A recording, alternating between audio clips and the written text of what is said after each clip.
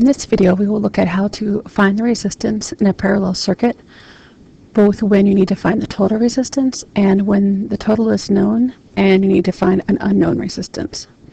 We'll be working with the equation here, the equation for the total resistance, and it's given as 1 over, and then it's 1 over resistor 1, resistor 2, and however many more resistors you have. You can actually solve this equation to get a simplified version that looks like this, and we would use this one if we were trying to find an unknown resistance. So let's look at some examples. What is the total resistance if you have resistors of 2 ohms, 4 ohms, and 8 ohms in a parallel circuit? So we'll start off by writing the equation down. We need to find the total resistance. So we're just going to plug in for resistor 1, 2, and 3, the resistances of 2, 4, and 8. And then we want to combine these together. So we'll have to get a common denominator, which would be 8. So I'm going to change those denominators. I'm going to get 4 8s, 2 8s, and 1 8. When I add those together, I end up with 7 8s. So I have RT equals 1 over 7 8s. And I'm going to have to flip that, though, to get my final answer. I don't want a fraction 1 over a fraction. So if I flip it over, I get my final answer of total resistance is 8 over 7, or 1 1/7, which is approximately 1.143 ohms. This flipping part is a part that a lot of people miss, so we're going to see some more examples of that. Here's another one. What is the total resistance if you have 2 resistors of 3 ohms and 1 of 6 ohms in a parallel circuit? Again, start with the equation for total resistance and plug in 3 and 3 for resistors 1 and 2 and 6 for resistor 3. We can use a common denominator of 6. So we get 2 6 plus 2 6 and 1 6. We get 5 6. So again, 1 over 5 6 is what we have. So we're going to flip this over. And if I flip this over, I end up getting 6/5 ohms, or 1.2 ohms. Okay, so now we've worked through a couple of problems on how to find total resistance. We're now going to look at how to find the size of one resistor if we know the total resistance and the other resistors. So if the total resistance is 2 ohms and there are 2 resistors of 8 ohms each, what is the resistance of the third resistor? So starting again, same thing, we're going to use that equation for total resistance. Now this time we know this, we're going to plug it in, it's 2 ohms. We plug in our 2 8s for resistor 1 and resistor 2. And it looks like this. Okay. Now, I can't use this, sorry, let me go back. I can't really do anything right now, so I want to flip this. I'm going to flip it over to get this denominator into the numerator. When I do that, I need to flip this over. So I'm going to flip that over. And it looks like this, 1/2. Remember, there's a little invisible over 1 here, so 2 over 1. And so when I flip it, I get 1/2. And now here, I get 1/8 plus 1/8 plus 1 over r. There's an invisible over 1 here, but that doesn't matter. And this looks like that equation I showed you in the beginning, 1 over the total resistance.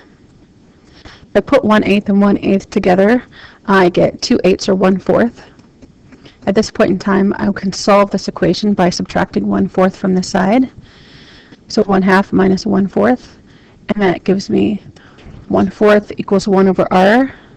And I need to flip this, and when I flip it, I will get r in the numerator, and r in the numerator is what I want, and then we'll get 4 in the numerator. A lot of people make the mistake of just saying their answer is 1/4 at this point. So if you flip it over, you're going to end up with your answer being 4. So R3 is 4 ohms. And you can actually check your answers. By checking your answers, all you do is you take the equation, the normal equation for total resistance, and plug in the 8 ohms, and 4 ohms of the 3 resistors. Get a common denominator of 8, so this makes it 2/8, and you end up with 4/8. And if you flip 4/8, you get 8/4, which is 2. And the total resistance was 2 ohms, as given in the problem. So it works. Let's look at another example. Our final one, if the total resistance is 0.6 ohms, and there are 2 resistors of 3 ohms each, what is the resistance of the third resistor? So I cannot emphasize enough. Start by writing down the formula for total resistance, then plug in what you know. Here's the total resistance. Here's the 2 resistors of 3 ohms each. I'm going to take that 0.6 and I'm going to make it into a fraction. So 0.6 is the same as 6/10, and I could even reduce that to 3/5 if I want to. So I'm going to replace the total resistance with 3/5. And then I have the 1/3 and 1/3 and 1/R3. And at this point, I want to flip this. I want to flip it over to make it kind of look like this equation, 1/RT. I want to get rid of that clunky denominator. So when I flip it, I did 2 steps here. I flipped it and I got 5/3. I also put these 1/3 and 1/3 together and got 2/3. So 5/3 equals 2/3 plus 1/R3. I'm going to subtract 2/3 from both sides. And when I do that, I end up getting 5/3 minus 2/3, which is 3/3. 3/3 reduces down to 1. And if you had a hard time seeing how to get R3 out of that, I can flip it over, and I see that the answer is 1 ohm. Once again, I can check my answer by putting in 3 and 3 and 1 here. 2/3, so 1/3 and 1/3 is 2/3, plus 3/3 is 5/3. Flip over 5/3 and we get 3/5, which is 0.6. And 0.6 is what was given as the total resistance. So, hopefully this video has helped you a little bit in finding the resistance in a parallel circuit. I can't emphasize enough to just start off with the equation, write it down, the equation for total resistance.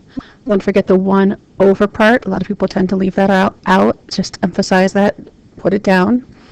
As soon as you get stuff plugged in, and you can flip this over, put a 1 over this and flip this over, you end up with something a little more manageable.